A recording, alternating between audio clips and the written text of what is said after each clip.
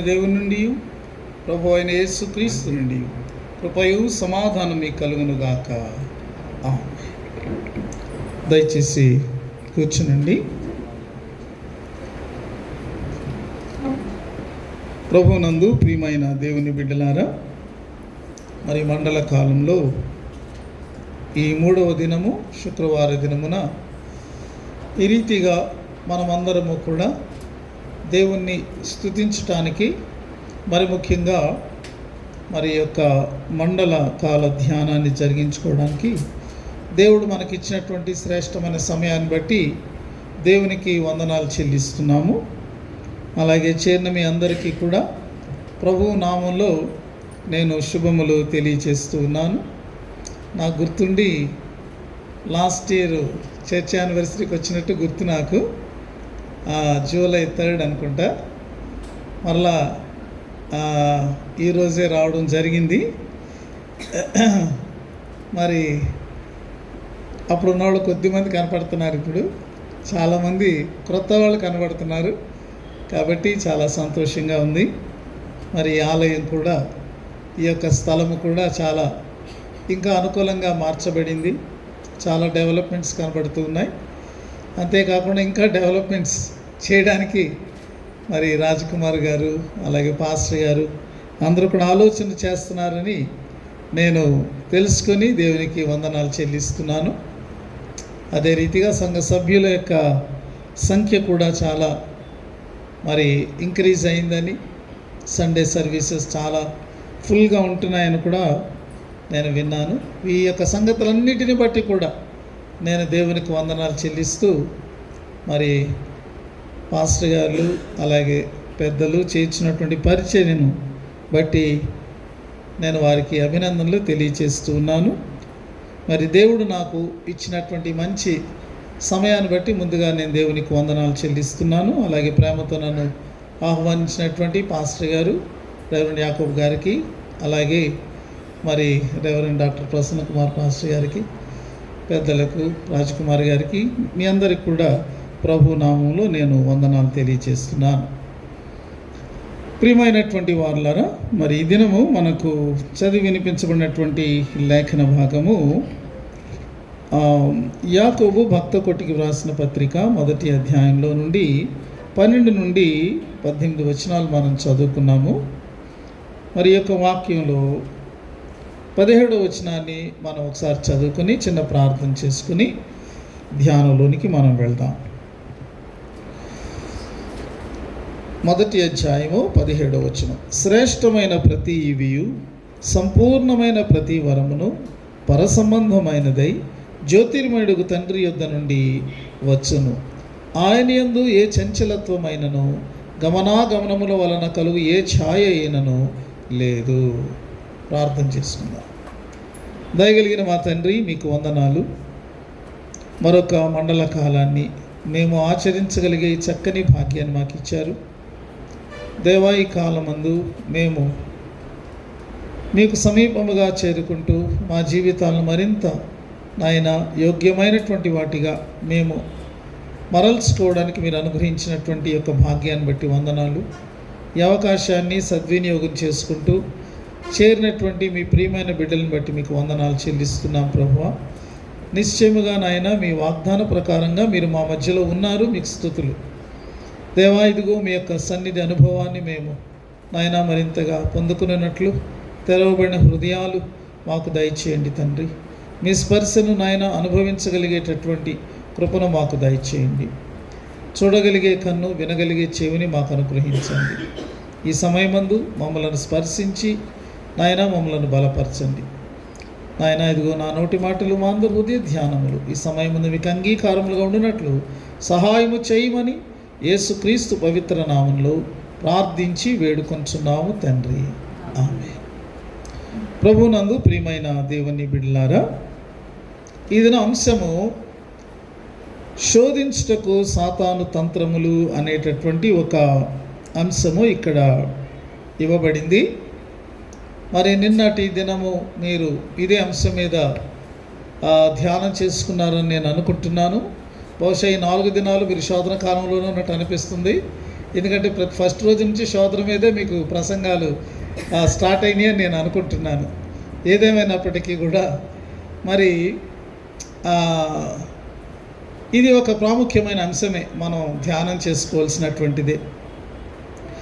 మరి శోధన అంటే ఏంటో మనందరికి కూడా తెలుసు.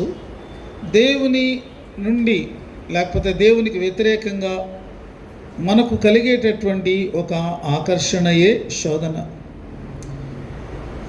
మనకు హాని, నష్టము లేకపోతే నాశనము తెలియకుండానే మనము గ్రహించకుండా ఉండేటటువంటి ఒక ఆకర్షణయే శోధన అని మనకు అర్థమవుతుంది. శోధన లేకపోతే ఒక ఆకర్షణతో శోధన మనలను ఆకర్షిస్తుంది. ఈ ఆకర్షణలో మోసము అనేటటువంటిది ఉంటుంది ఎప్పుడూ కూడా. యాకోబు క్రొత్త నిబంధన జ్ఞానిగా చెప్పబడ్డాడు. పాత నిబంధనలో సొలొమోను సామెతలను రాశాడు కదా.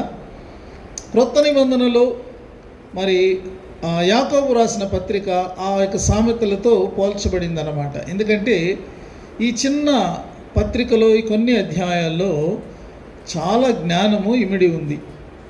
పాత నిబంధనలు మరి సమాజానికి వాటన్నిటికి సంబంధించినటువంటి అనేకమైనవి ఉంటే, ఈ క్రొత్త నిబంధనలు ఈ యొక్క జ్ఞానాన్ని బోధించే ఈ యొక్క గ్రంథంలో మరి యేసు ప్రభు యొక్క ప్రస్తావన, ఆయన యొక్క మరి ఆయన ద్వారా పొందినటువంటి జ్ఞానం కూడా ఇందులో మనం గ్రహించగలం. అందుచేత మనము ఈ యొక్క ఆకర్షణ అనేటటువంటి దానికి మనము లోనైనప్పుడు అది మోసపూరితమైనటువంటిదిగా ఉంటుంది అని మనము అర్థం చేసుకుంటున్నాం. శోధన అనేటటువంటిది చాలా ఆకర్షణీయమైనటువంటి దుస్తులను ధరించిన మన దగ్గరికి వస్తుంది అన్నమాట. మన ఒక వ్యక్తిని మనం ఎలా అంచనా వేస్తామంటే, సహజంగా మొట్టమొదటిసారిగా ఆ వ్యక్తి వేసుకున్న బట్టలను బట్టి మనం అంచనా వేస్తాం కదండి. మంచి బట్టలు వేసుకున్నట్టయితే చాలా గొప్పవాళ్ళని, చాలా ఘనులని మనం అనుకుంటాం. ఒకవేళ సాధారణమైనటువంటి దుస్తులు వేసుకుంటే మనం వాళ్ళు పెద్దగా పట్టించుకోం. అయితే చాలాసార్లు మనము వినేటటువంటి ఒక మాట ఏంటంటే, don't judge by the cover. ఒక పుస్తకాన్ని నువ్వు ఆ అట్టను చూసి అప్పుడే ఒక అంచనాకి నువ్వు రాకూడదు. దాని లోపలికి వెళ్ళి చూస్తేనే అది దానిలో ఉన్నటువంటి మోసము కానీ లేకపోతే దానిలో ఉన్నటువంటి గొప్పతనం కానీ ఏదైనా మనకు తెలుస్తుంది. అలాగే ఈ యొక్క మరి శోధన అనేటటువంటిది చాలా ఆకర్షణీయమైనటువంటి వస్త్రాలు ధరించి, బట్టలు ధరించి మన దగ్గరికి వస్తుంది. అంటే దాన్ని చూడగానే అబ్బా ఇది మనకు చాలా బాగుంటుంది, ఇది మనకు చాలా ఆనందకరంగా ఉంటుంది, లేకపోతే ఇది మనకు చాలా అభివృద్ధికరంగా ఉంటుంది, మనకు స్థాయిని పెంచుతుంది, మన హోదా పెరుగుతుంది, మన గుర్తింపు లభిస్తుంది, మనకు చాలా ఖ్యాతి వస్తుంది అన్నట్టుగా ఆకర్షించేటటువంటి స్థితి ఇందులో ఉంటుందన్నమాట. మరి ఈ యొక్క ఆకర్షణ అనే యొక్క బట్టల్ని, దుస్తులను చూసి మనం భ్రమపడి గనక దానిని సమీపిస్తే లోనున్నటువంటి వ్యక్తి, ఆ దుస్తులలో ఉన్నటువంటి శోధన అనేటటువంటి ఆ యొక్క వ్యక్తి చాలా క్రూరుడని, అతడు మరి మన పతనాన్ని కోరుకునేటటువంటి వాడని మనము గ్రహించినప్పుడు మన గుండె పగులుతుందన్నమాట. ఇది శోధన గురించి మనము క్లుప్తంగా తెలుసుకోగలిగినటువంటి విషయం. పూర్వకాలంలో శత్రువులను చంపడానికి మరి వారు వాడేటటువంటి విధానాలు మనం చూస్తే కేవలము ఆయుధాల్ని మాత్రమే వాడేవాళ్ళు కాదు. చాలాసార్లు వాళ్ళు మనుషుల్నే ఆయుధాలుగా వాడేవాళ్ళు. ఆ శత్రువులను ఏమార్చడానికి ఏం చేసేవారంటే, మరి కన్యకలను పంపించేటటువంటి వారు, అందమైనటువంటి కన్యకలు. ఈ యొక్క కన్యకలు హొయ్యలు ఒలకబోస్తూ వాళ్ళని ఆకర్షించినప్పుడు ఆ యొక్క కన్యకలను చూసినటువంటి వారు సమ్మోహితులై వారిని సమీపించినప్పుడు ఒక్క ముద్దుతో చంపేసేవాళ్ళట. ఎందుకు అంటే వచ్చినటువంటి కన్యకలు చాలా అందంగా ఉన్నా, చాలా నాజూగ్గా కనబడుతున్నా, చాలా హోయలొలికిస్తున్నటువంటి వారుగా ఉన్న వాళ్ళు విషకన్యలు. వారి శరీరం అంతా విషమే అన్నమాట. అందుచేత ఆ విషపు ముద్దు, ఆ యొక్క గాలి, ఆ ఊపిరి అవతల వ్యక్తిని చంపేసేదట. చూసారా? కాబట్టి మనము శోధన అనేటటువంటి దాన్ని మనం ఆలోచించినప్పుడు అది విషంతో నిండి ఉన్నటువంటిదిగా అది ఉంటుంది అని మనము గ్రహించాలి. ఇలా శోధనలకు గురైనటువంటి మరి వారు తమ అందాన్ని కోల్పోయినటువంటి చాలామంది ఉన్నారు. అంటే ఇది వాడితే బాగుంటుంది, అది వాడితే బాగుంటుంది, ఇది వాడితే బాగుంటుంది, ఆకర్షణకు లోనై తమ చక్కని సహజ సౌందర్యాన్ని కోల్పోయినటువంటి వారు చాలామంది ఉన్నారు. తమ ఆరోగ్యాన్ని కోల్పోయినటువంటి వాళ్ళు చాలామంది ఉన్నారు. ఆర్థికంగా కృంగిపోయినటువంటి వాళ్ళు చాలామంది ఉన్నారు. తమ శీలాన్ని కోల్పోయినటువంటి వారు చాలామంది ఉన్నారు. ఆత్మీయంగా పతనమైనటువంటి వారు ఎంతమంది ఉన్నారో మనం చెప్పలేము.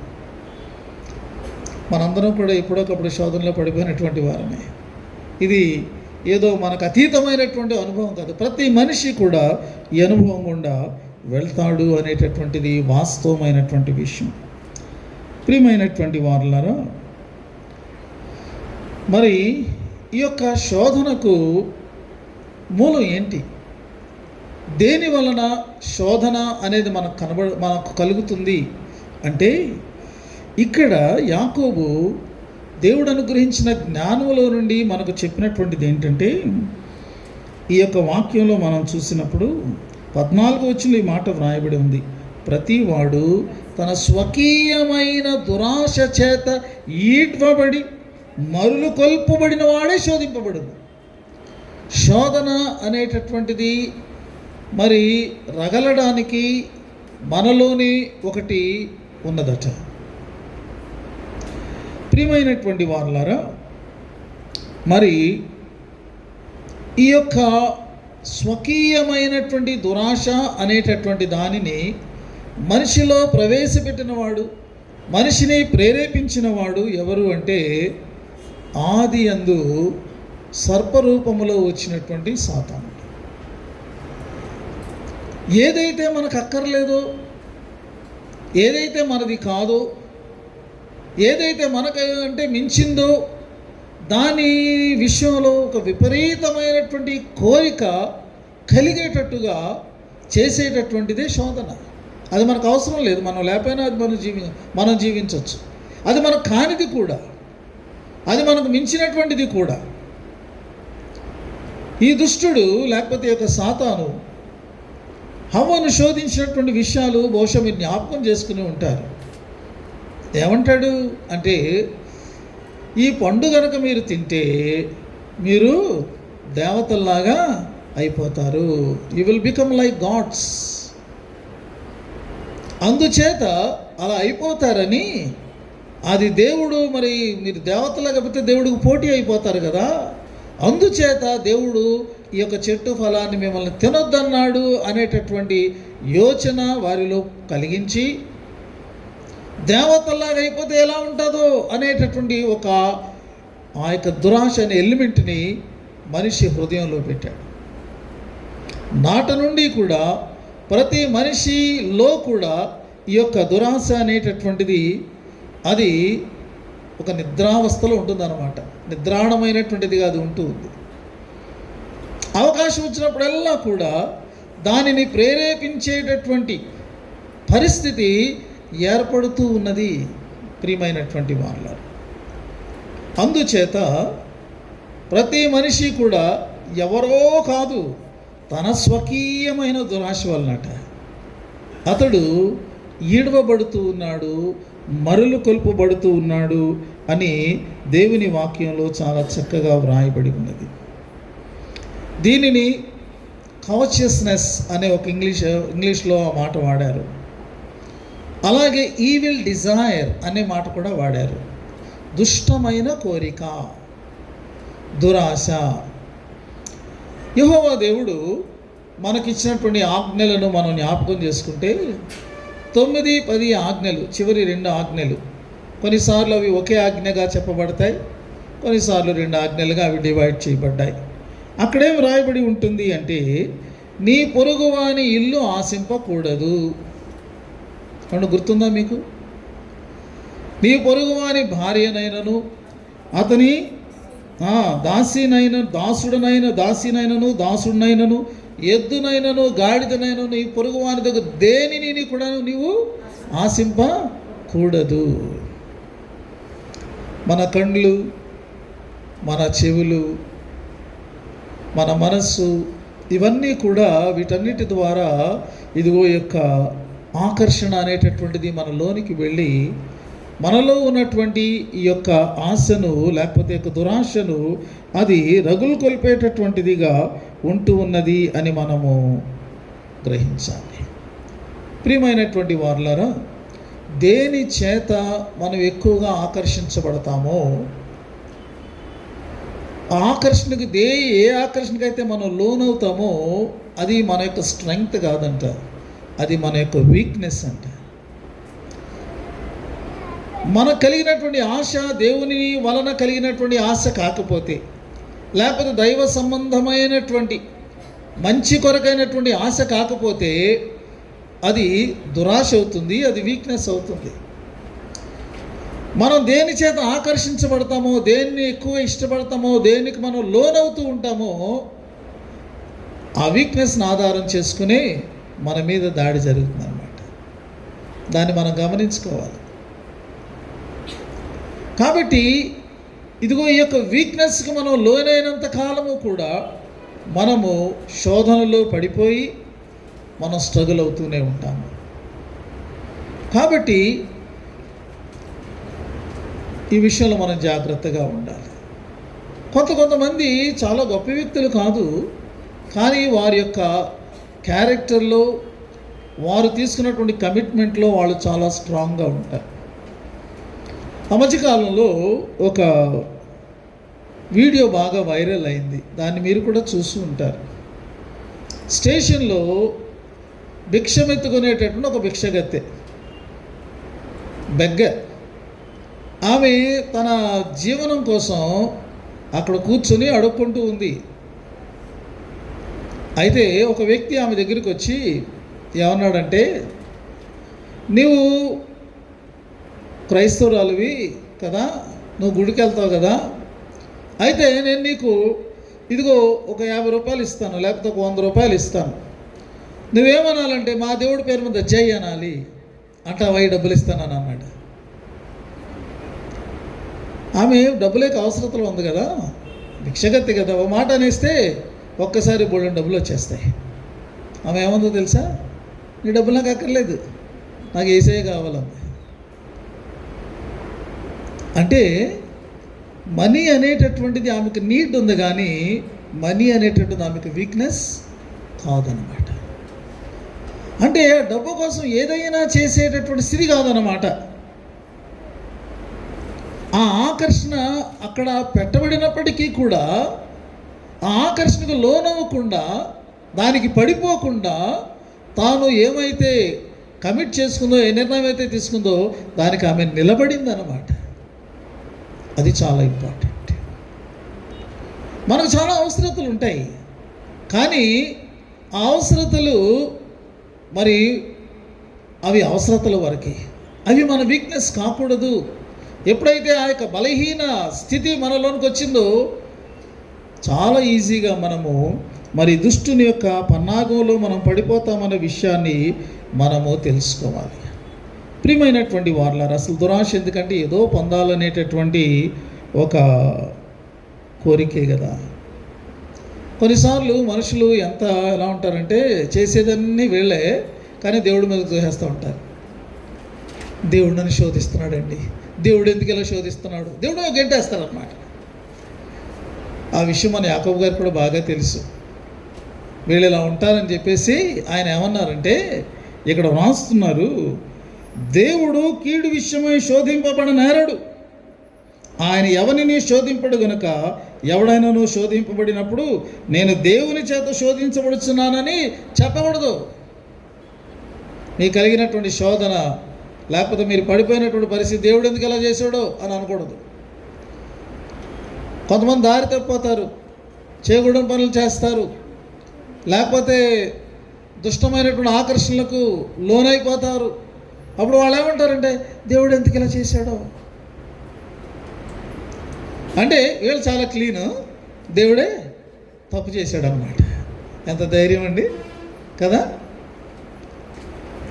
దేవుడు కీడు విషయమై శోధింపబడనేరడు అని వ్రాయబడి ఉంది. దాని అర్థం ఏంటో తెలుసండి. దాని అర్థం ఈ రీతిగా ఉంది, దేవుని మీద ఏ చెడుగు కూడా, ఏ దుష్టత్వము కూడా ప్రభావం చూపలేదు. అది ఆయనను కదిలించలేదు. మనిషి అయితే ఒకదానికి లోనైపోతాడు. ఒక దుష్టత్వం తెలియక, చెడుగని తెలియక అతడు దాన్ని గ్రహించలేక దానికి లోనైపోయి కొన్నిసార్లు ఏం చేస్తాడంటే ఇది మంచిది అని చెప్పి ఇతరులను కూడా దానిలోనికి లాగుతూ ఉంటాడు. ఇదంటే చాలా లాభం అంట. ఇలా మనం చేస్తే మనకు చాలా ఎక్కువ అధికమైనటువంటిది వస్తుందంట. మన ఇద్దరం వెళ్దామా అని చెప్పేసి లాక్కుని వెళ్తూ ఉంటాడు. కానీ దేవుడు ఎప్పుడు అలా చేయడు. దేవుడు ఎప్పుడు అలా లోనవ్వడు. ఆయన మీద ఏ విధమైనటువంటి ఈవిల్ కూడా ఎఫెక్ట్ చూపించలేదు. మనం శోధించబడినప్పుడు దానికి దేవుణ్ణి బాధ్యునిగా చేయకూడదు. ఎందుకంటే దేవుడు ఎవరిని కూడా శోధించాడు, కానీ దేవుడు పరిశోధిస్తాడు కదండి. దేవుడు అబ్రహామును పరిశోధించెను అని వ్రాయబడి ఉన్నది. దేవునికి సాతానికి తేడా ఏంటంటే, సాతానుడు శోధించి మనల్ని ఎలాగైనా మనల్ని పాపంలో పడేయాలని, దేవుని నుండి దూరం చేయాలని, మన జీవితాన్ని నాశనం చేయాలని శోధిస్తాడు. కానీ దేవుడు పరిశోధిస్తాడు. ఎందుకో తెలుసా? మనలో ఉన్నటువంటి శక్తిని, మనలో ఉన్నటువంటి భక్తిని, మనలో ఉన్న విశ్వాసాన్ని, మనలో ఉన్నటువంటి మంచి సుగుణాలని బయటకు తీసుకురావడం కోసం దేవుడు మనల్ని పరిశోధిస్తాడు. అంటే పరిశోధన అంటే ఏంటంటే ముడి బంగారాన్ని కొలిమిలో పెట్టినట్టు అనమాట. కొలిమిలో నుండి బయటకు వచ్చినప్పుడు ఆ బంగారం ఏమవుద్ది? మేలిమి బంగారంగా మారుతుంది. దేవుడు చేసేటటువంటి పరిశోధన ఆ రీతిగా ఉంటుంది. కానీ సాతానుడైతే మనలను పడేయాలని, మనతో పాపం చేయించాలని, మనల్ని నరకప్రాయులుగా చేయాలని సాతానుడు మనలను శోధిస్తూ ఉంటాడు. కాబట్టి మనము మరి దీనిని, ఈ జ్ఞానాన్ని కలిగినటువంటి వారముగా మనం ఉండాలి.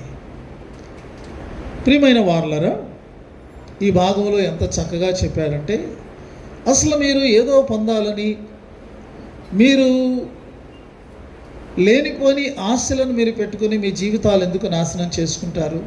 ఎందుకంటే ఈ యొక్క దురాశ అనేటటువంటిది, దాని తర్వాత జరిగేటువంటి ప్రాసెస్ చాలా ఉంది.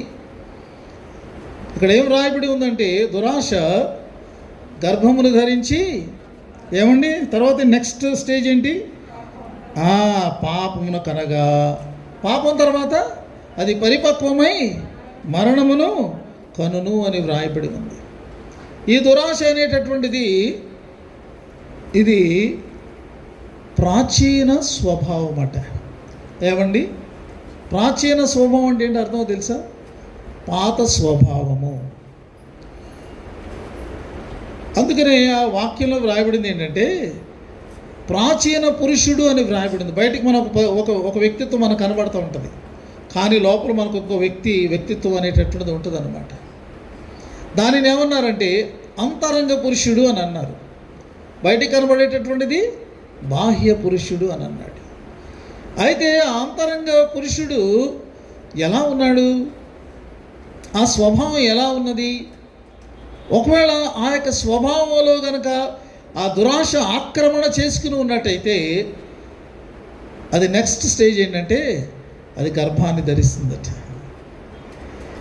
గర్భాన్ని ధరించిన తర్వాత ఏమన్నా అలాగే ఉంటారేమండి? ఆ లోపల పిండం ఏమవుద్ది? రోజు రోజుకి పెరుగుద్దా లేదా? పెరిగిపోద్ది. ఆశ, ఆకాంక్ష, తీవ్రమైన కోరిక అసలు ఆగదన్నమాట. అలా అలా అలా అలా పెరిగిపోద్ది. ఒకవేళ ఒక తల్లి గర్భంలో శిశువు పెరగాలంటే కనీసం ఎంతకాలం పడుతుందండి? 9 months కదా మనం నార్మల్గా. కానీ ఈ యొక్క దురాశ గర్భంలో పెరిగేటటువంటి యొక్క బీజమును చూసారా? దానికి 9 నెలలు అక్కర్లా, నిమిషాలు, క్షణాల్లో పెరిగిపోద్ది అనమాట. అంతలోకి పడిపోతాడు, అంతలోకి చేసేస్తాడు. అది దీని యొక్క పరిస్థితి. ఇది గర్భమును ధరించి ఆ బయటకు వచ్చేటటువంటి దాని పేరేంటనమాట? ఏమండి, పుట్టినటువంటి దాని పేరు ఏంటి? పాపం. ఈ పాపం మెచ్యూర్ అవుతుంట. మెచ్యూర్ అయిన తర్వాత ఏమవుద్ది? పరిపక్వమై మరణాన్ని కలిగిస్తుంది. So the end of consciousness ఏంటి అంటే డెత్. దీన్ని మనం గ్రహించాలి. దురాశ బయటికి కనబడదు కళ్ళకి, అది స్వభావంలో నిండిపోయి ఉండేటటువంటి ఒక దుష్టమైనటువంటి లక్షణం. ప్రియమైనటువంటి వారులారా, ఇక్కడ ఏం రాయబడి ఉందంటే అయితే శోధన సహించువాడు ధన్యుడు అని రాబడింది. శోధన రానివాడు ధన్యుడు అని వ్రాయబడలా కదండి.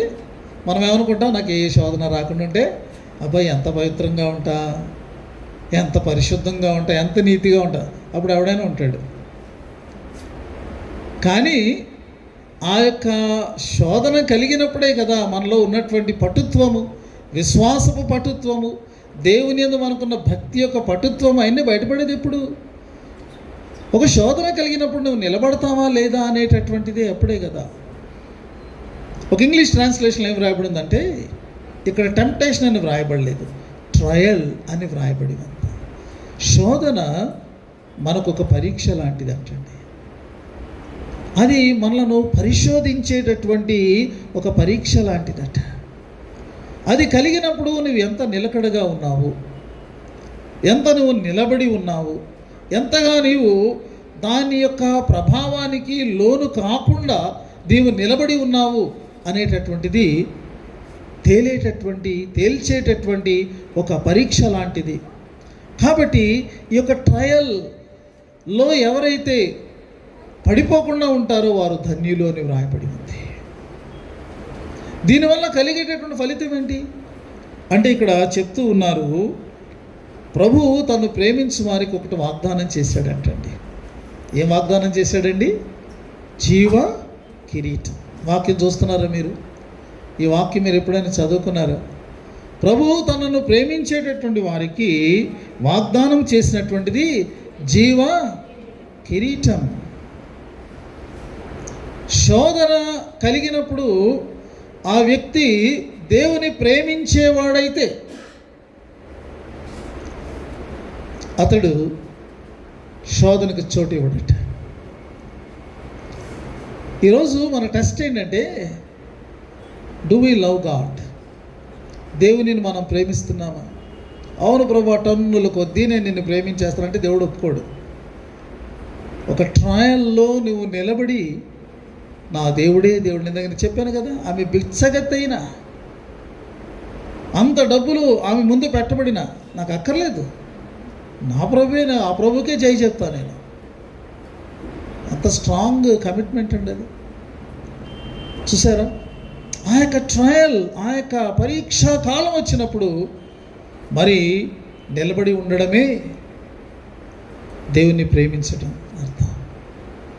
ఒక గొప్ప భక్తుడు పాపాన్ని గురించి ఒక నిర్వచనాన్ని ఇచ్చాడండి. అదేంటో తెలుసా?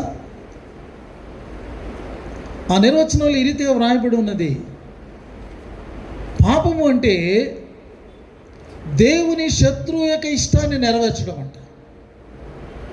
To fulfil the will of the enemy of God ఈ సిన్ అన్నాడు. మనం పాపం చేస్తున్నప్పుడు ఏం చేస్తున్నామంట, ఎవరైతే దేవునికి శత్రువుగా ఉన్నాడో వాడి ఇష్టాన్ని మనం నెరవేరుస్తున్నామట. చాలా జాగ్రత్త పడాల్సిన విషయం ఇది. దేవుడిని ప్రేమిస్తున్నామని మనం, లేకపోతే దేవుడు అంటే మనం దేవుని చిత్తాన్ని నెరవేరుస్తున్నామని మనం చాలాసార్లు అనుకుంటున్నాం. కానీ పాపాన్ని జరిగించినప్పుడల్లా you are fulfilling the will of the enemy of God. అది మనం జాగ్రత్త పడాలి. కాబట్టి ఇక్కడ మనం ఈ యొక్క పరీక్షా కాలంలో దానికి మనం నిలబడ్డాము అంటే, మన ప్రభు యొక్క ప్రేమ మన హృదయంలో ఉంది. నేను నా ప్రభువుని ప్రేమిస్తున్నాను కాబట్టి నేను ఎలాగ తల ఒగ్గుతాను, దీనికి నేను ఎలాగ దీనిని అంగీకరిస్తాను, ఏ రీతిగా దీనికి మరి ఎస్ అని చెప్తాను, నేను చెప్పలేను కదా. నా ప్రభువు నేను ప్రేమిస్తున్నాను కదా. కాబట్టి అలాంటి వారికి దేవుడు ఆయన ఒక కిరీటాన్ని పెట్టాడట. కిరీటాన్ని ఎవరు ధరిస్తారండి? రాజులు, రాణులు ధరిస్తారు.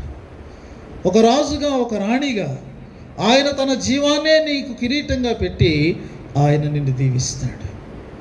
అయితే ఇలాగ చెప్పి యాకోబు ఊరుకోలేదండి. శోధన గురించి, ఏడవడం గురించి, మరణాన్ని గురించి చెప్పి ఊరుకోలేదు. మన జీవితంలో మనకు అవసరతలు ఉండవా? మనకు ఆశలు ఉండవా? అవి మనకు మరి తీర్చబడొద్దా? మరి వాటి విషయం ఏంటి? కాబట్టి యాకోబు భక్తుడు ఆయన మరి నెగిటివ్గా చెప్పాడు, పాజిటివ్గా చెప్పాడు. పాజిటివ్ సైడ్ ఏంటంటే చూడండి, చివరి వచనంలో వ్రాయబడి ఉన్నది, ఆయన తాను సృష్టించిన వాటిలో మనం ప్రథమ ఫలముగా ఉండినట్లు సత్యవాక్యం వలన మనలను తన సంకల్పం ప్రకారము కనెను. దేవుడు మనలను కన్నాడట. ఎలా కన్నాడు అంటే, దేవుడు తన యొక్క వాక్యాన్ని మనకు ప్రకటింప చేయడం ద్వారా, ఆ వాక్యాన్ని మనము అంగీకరించి ఆ దేవునికి మనల్ని మనము అప్పగించుకోవడం ద్వారా మనం దేవుని బిడ్డలమయ్యామట. దేవుని యొక్క కుమారులు, దేవుని యొక్క కుమార్తెలు. దేవుడు వారికి తండ్రి అయ్యాడు. ఈ యొక్క సంతానము ఏమని పిలువబడింది అంటే, వారందరూ ప్రథమ ఫలము అని పిలువబడ్డారు. అంటే ఒక ఇంట్లో పెద్ద మొదటిగా జన్మించినటువంటి బిడ్డలాగనమాట. ఒక కుటుంబంలో మొదటిగా జన్మించినటువంటి బిడ్డ, కుమారుడైనా కుమార్తె అయినా సరే, వాళ్ళకు ఉండేటటువంటి స్టేటస్ డిఫరెంట్గా ఉంటుంది కదండి. అంటే ఆ ప్రథమ సంతతి కాబట్టి వాళ్ళకు ఉండేటువంటి స్పెషాలిటీ కానీ, వాళ్ళకు ఉండే డిగ్నిటీ కానీ, వాళ్ళకు ఉండే ఎఫెక్షన్ కానీ అవి చాలా అధికంగా ఉంటాయి.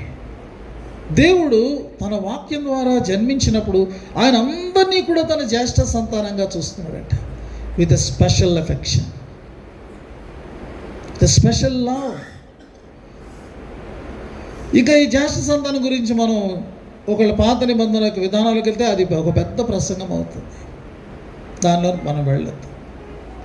అయితే దేవుని యొక్క ప్రత్యేకమైనటువంటి ప్రేమ, అనురాగము కలిగినటువంటి తన బిడ్డల విషయంలో దేవుడు ఎటువంటి ఆలోచనలు కలిగి ఉంటాడు, ఎటువంటి మరి ప్రణాళికలు కలిగి ఉంటాడు.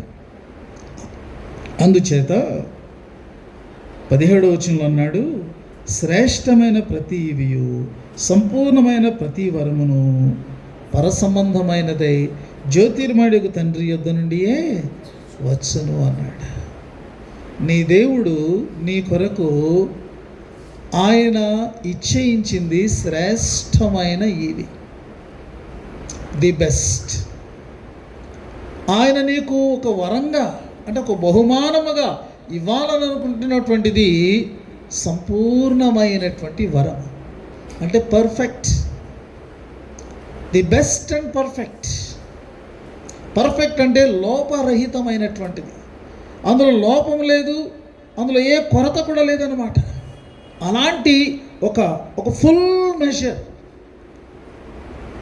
అలాంటి గిఫ్ట్ని, అలాంటి ఈవిని, అలాంటి బహుమానాన్ని, వరాన్ని దేవుడు నీకు ఇవ్వాలనుకుంటున్నాడు, నాకు ఇవ్వాలనుకుంటున్నాడు. ఇది దేవుని ఉత్తమమైన ఉన్నతమైనటువంటి ఆశయం తన బిడ్డల విషయంలో. ప్రియమైనటువంటి వాళ్ళారా, దీని యొక్క ఆలోచన మానవ సంబంధమైనటువంటిదిగా కాకుండా దేవుడు అలా ఇవ్వాలి అనేటటువంటి ఈ యొక్క ప్రణాళిక అంతా కూడా పరలోకంలోనే అది రచించబడిందట. దేవుడు నీకు ఇచ్చేటటువంటివి పరలోకంలో రచించబడినటువంటి లేకపోతే ఉద్దేశించబడినటువంటి ఈవులు అని మనం తెలుసుకోవాలి. ఈ తండ్రి జ్యోతిర్మయుడు ఒక దేవుడు, జ్యోతిర్మయుడు ఒక దేవుడు అని వ్రాయబడి ఉంది. He is the father of lights. అంటే ఆయన ఇచ్చేయించాడు, ఆయన ఇస్తానని వాగ్దానం చేశాడు, అందులో ఇక తిరుగు ఉండదు అని చెప్తున్నాడు. దానికి ఏమి ఎగ్జాంపుల్ ఇచ్చాడంటే, ఈ వచనం కంటిన్యూషన్లో, ఆయన యందు ఏ చంచలత్వమైనను గమనాగమనముల వలన కలుగు ఏ ఛాయ అయినను లేదు అన్నాడు. చంచలత్వము, గమనాగమనముల వల్ల కలిగినటువంటి ఛాయ అంటే ఏమర్థం చేసుకోగలం మనం? పూర్వకాలంలో గడియారాలు లేనటువంటి కాలంలో మనుషులు సమయాన్ని ఎలా కొలిచేవారంటే, ఒక ఓపెన్ ఏరియాలో ఒక కర్రని ఇలా నాటేవాళ్ళు, దాని చుట్టూ ఒక సర్కిల్ని, ఒక వృత్తాన్ని ఇలాగా గీసేవారు అన్నమాట. అప్పుడు సూర్యుడు అలా ఉదయించినప్పుడు ఈ యొక్క కర్ర యొక్క నీడ, షాడో ఉంటుంది కదా, ఆ షాడోని బట్టి వాళ్ళు టైంని కొలిచేవాళ్ళు. అది మరి పొడుగ్గా అనిపిస్తుంది. సూర్యుడు కొంచెం ఇలా ఉన్నప్పుడు, సూర్యుడు ఇలా లేస్తూ ఉండగా నీడ నెమ్మదిగా దగ్గరికి వస్తూ ఉంది. అంటే అక్కడ ఛాయ మనకు కనబడుతున్నది. ఆ ఛాయ గమనాగమనములు కలిగి ఉన్నది, చలిస్తూ ఉన్నది. There is movement in it. కానీ ఒక సమయం వచ్చినప్పుడు ఏ నీడ ఉండదు, ఏ గమనము ఉండదు, ఏ విధమైనటువంటి చలనము ఉండదు. అదే సమయం అంటే కరెక్ట్గా మిడ్ డే, మధ్యాహ్నం అందు సూర్యుడు ఎప్పుడైతే అలా మధ్యలోనికి వస్తాడో అప్పుడు ఏ నీడ ఉండదు. దేవుడు అలాంటి వాడట. దేవుడు నడుస్తూ ఉంటే ఆయన వెనకాల మనకు పడినట్టు నీడపడదు, తెలుసా మీకు? ఎందుకంటే దేవుని మీద ప్రకాశించడానికి ఇంకొక జ్యోతి ఏమీ కూడా లేదు. ఆయనే జ్యోతిర్మయుడు. He is the light. God has no shadows. ఏ విధమైనటువంటి చలనము కానీ గమనాగమములు కలిగినటువంటి ఛాయలు కానీ నీడలు కానీ లేవు. ఆయనను ఏ వైపున చూసినా సరే అదే విధమైనటువంటి ప్రకాశముతో ప్రకాశించేటటువంటి వాడుగా ఆయన ఉన్నాడు. అంటే ఏం చెప్తున్నాడు యాకోబు? నువ్వు నమ్మినటువంటి దేవుడు, నీవు ఆరాధిస్తున్నటువంటి దేవుడు మార్పు లేని దేవుడు. ఆయన ముందొకలాగా వెనకాల ఒకలాగా ఉండడు అన్నమాట. ఆయన ఎప్పుడు ఏ దిక్కు నుండి అయినా ఏ సమయమైనా ఆయన ఒకే రీతిగా ఉంటాడు. ఆయన నీ కొరకు శ్రేష్టమైన ఈవులను సంపూర్ణమైన వరములను ఇవ్వాలని అనుకుండగా నువ్వెందుకు దురాశపడి అనవసరంగా నీ స్వకీయమైన దురాశ వల్ల మరలు కొల్పబడి ఈడవబడి నువ్వెందుకు స్ట్రగుల్ అవుతావు? నువ్వెందుకు పాపం చేస్తావు? నువ్వెందుకు మరణాన్ని కొని తెచ్చుకుంటావు అని మనల్ని ప్రశ్నిస్తూ ఉన్నాడు అన్నమాట. ఇంత గొప్ప తండ్రి అనుకున్నాడు. మనము ఈ యొక్క సాతాను యొక్క తంత్రములలో మనం పడకుండా, వారి ప్రేరేపణలకు మనం గురి కాకుండా, నా దేవుడు నాకు ఇంతకంటే శ్రేష్టమైనవి శాశ్వతమైనవి ఆయన సిద్ధపరిచాడని మనము మరి ఆ దేవునిని విశ్వసించి దేవునికి లోబడి ఉండాలి. ప్రియమైనటువంటి వారులారా,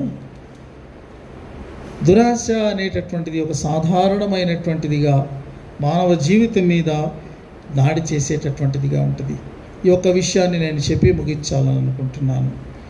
కొలస్సీలకు రాస్తూ పౌలు 3వ అధ్యాయంలో 5వ వచనంలో 6వ వచనంలో ఈ మాటలు రాశాడు. చూడండి, కొలస్సీలకు రాయబడిన పత్రిక 3వ అధ్యాయము 5, 6 వచనాలు. కావున భూమి మీద మీ అవయవములను అనగా జారత్వమును, అపవిత్రతను, కామాతురతను, దురాశను, విగ్రహారాధన, ధనాపేక్షను చంపివేయుడి. వాటి వల్ల దేవుని ఉగ్రత అవిధేయుల మీదకి వచ్చును అని అన్నాడు. పూర్వం వారి మధ్య జీవించినప్పుడు మీరును వీటిని అనుసరించి నడుచుకుంటే క్రీస్తు లేని వారి జీవితంలో ఇవి సర్వసాధారణం. 5 విషయాలు ఇక్కడ చెప్పాడు.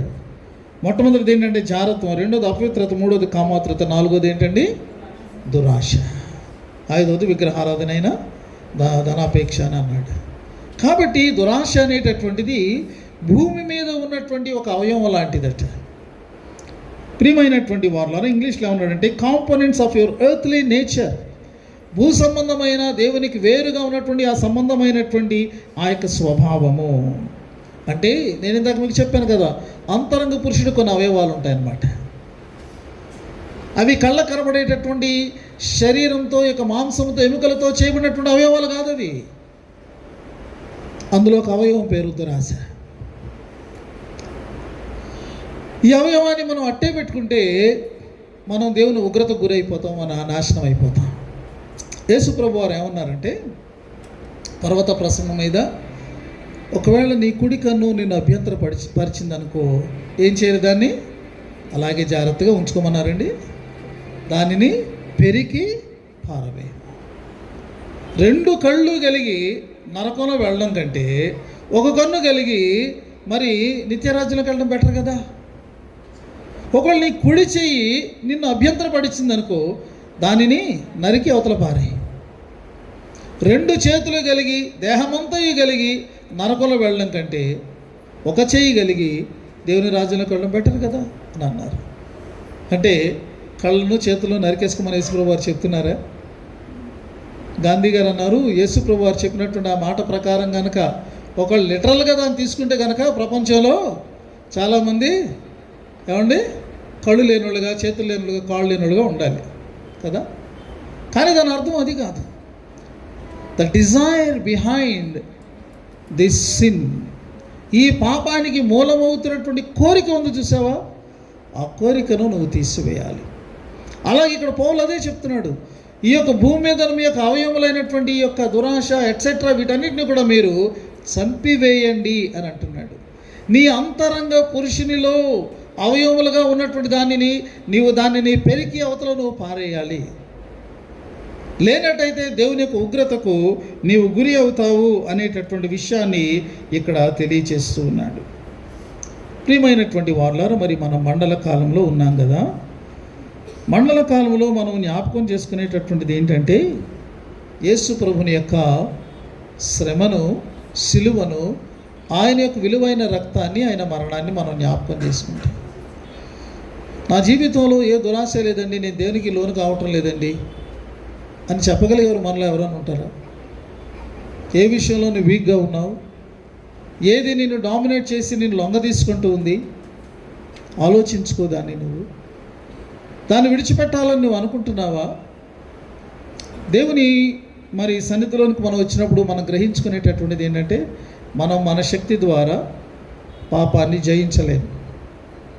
మన ప్రయత్నం ద్వారా మన పాపంలో నుండి మనం బయటికి రాలేము. అందుకనే ఒక 40 దినాల మండల కాలం మన శక్తి ఎంతో మనం తెలుసుకోవాలి, మన బలహీనత ఎంతో మనం తెలుసుకోవాలి, మనకు సాధ్యమైనది ఏంటో అసాధ్యమైనది ఏంటో మనం తెలుసుకోవాలి. అందుకే ప్రభు దగ్గరికి రావాలి. అలా పరిశీలన చేసుకుంటే మనకు అర్థమవుతుంది, మనం చాలా అశక్తులము, బలహీనులము, మనం ఏమీ చేసుకోలేము.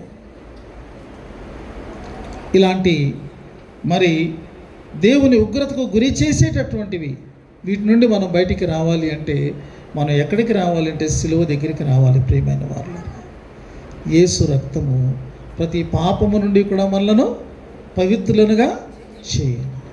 దురాశ అనే పాపం నుండి కూడా మనలను విడిపించగలిగినటువంటి శక్తి ఎవరికి ఉంది అంటే యేసు రక్తానికి మాత్రమే ఉన్నది. Only the blood of Jesus has the power to deliver us from the sin of consciousness. నీ ఆశలను, నీ కోరికలను పవిత్రపరిచేటటువంటిది యేసు రక్తం. పవిత్రమైన కోరికలు కలిగి, పరిశుద్ధమైనటువంటి ఆశలు కలిగి మనం జీవించాలని అనుకుంటున్నామా? దేవుని యొక్క శ్రేష్టమైనటువంటి వరములను పొందుకునే వారముగా, సంపూర్ణమైనటువంటి వరములను, ఈవులను పొందుకునే వారంగా ఉండాలని మనం కోరుకుంటున్నామా? ఈ దినాన మనము ఆయన యొక్క సన్నిధానానికి వచ్చి, ప్రభువా, ఈ విషయంలో నేను బలహీనంగా ఉన్నాను, నేను ఆకర్షణకి నేను గురైపోతూ ఉన్నాను, నీ దగ్గర ఒప్పుకుంటున్నాను, నాకు శక్తి కావాలి, నాకు విడుదల కావాలి, నాకు మీ యొక్క పవిత్రత కావాలి అని మనం ప్రార్థన చేసుకోవాలి. ఈ సాయంకాల సమయమందు మరట్టి మనసుతో, అట్టి ప్రార్థనతో ప్రభువుని సమీపించి మనము విజయవంతమైన జీవితాలు జీవిద్దాం. పరిశుద్ధాత్మ అలాంటి కృపను మనకు మెండుగా అనుగ్రహించునుగాక. సమస్త జ్ఞానం మించిన దేవుని సమాధానం యేసుక్రీస్తువుల మీ హృదయములకు, తలంపులకు కావలి ఉండునుగాక. ఆమేన్.